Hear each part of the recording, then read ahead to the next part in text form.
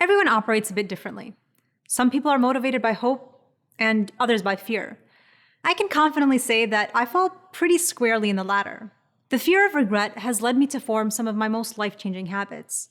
Because all the time, I imagine that moment of how everything will end. Will it be a sudden car accident?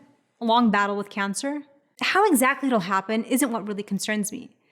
But I imagine myself the seconds before my eyes close for the very last time. And I think to myself, at that very moment, what will I wish I had done?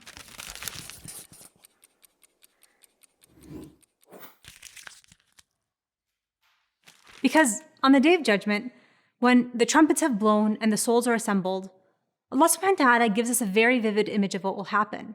وَجِيءَ يَوْمَئِذٍ بِجَهَنَّمَ يَوْمَئِذٍ يَتَذَكَّرُ الْإِنسَانِ. It's at that moment when hellfire is brought forth that everyone suddenly remembers all of the sins they've committed. وَأَنَّى لَهُ الذِّكْرَى. But at that point, what's the point of remembering? It'll be too late. يَقُولُ يَا لَيْتَنِي قَدَّمْتُ لِحَيَاتِي. And that as reality hits so hard, we'll be left to say, if only I did more in life. If only I spent my time wisely. If only I was willing to wake up early and instill good habits. If only, but no matter how many times we regret not doing enough, it'll do us nothing if we start too late. Now is the time to start. Not next week, not on New Year's, and not tomorrow. We never have a moment to lose. And while the fear of regret can easily push us to stay away from sin, it can be empowering with the right mindset. Take, for example, the hadith of the Prophet, peace be upon him, who said, "The one who is devoted to the Quran will be told on the day of resurrection, اقرأ وارتقي ورتل. Recite and ascend in ranks as you used to recite when you were in this world.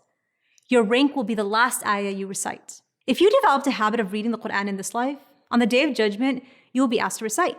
And for every single ayah that you recited, you will rise in ranks in Jannah. I use this and continue to use this hadith partly out of motivation, but primarily out of the fear of regret. I imagine myself on that day simply reciting one verse, and I see myself physically rising. And I stare at my Quran and read ayah by ayah in this world. I imagine to myself, really, there you are flying through the ranks of Jannah because you kept reciting, and you're going to stop here? You're not going to try to recite just a few more verses now? Tomorrow, every day? It's precisely this visual of myself rising and then suddenly coming to a stop. I ran out of verses. And there I am looking up high above me to see the hundreds and thousands of ranks I could have ascended if I just read a few more verses every day. Or think about other ways the Prophet ﷺ gave us some of the easy tips in this life to score big in the next.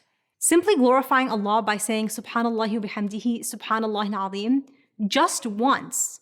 You plant yourself a date palm tree in Jannah. When you're empowered with this type of knowledge, how can you not help but imagine walking into groves of trees in Jannah? If you reflect deeply on how such a small saying can go so far, how can you not help but feel the need to be on auto-repeat glorifying God?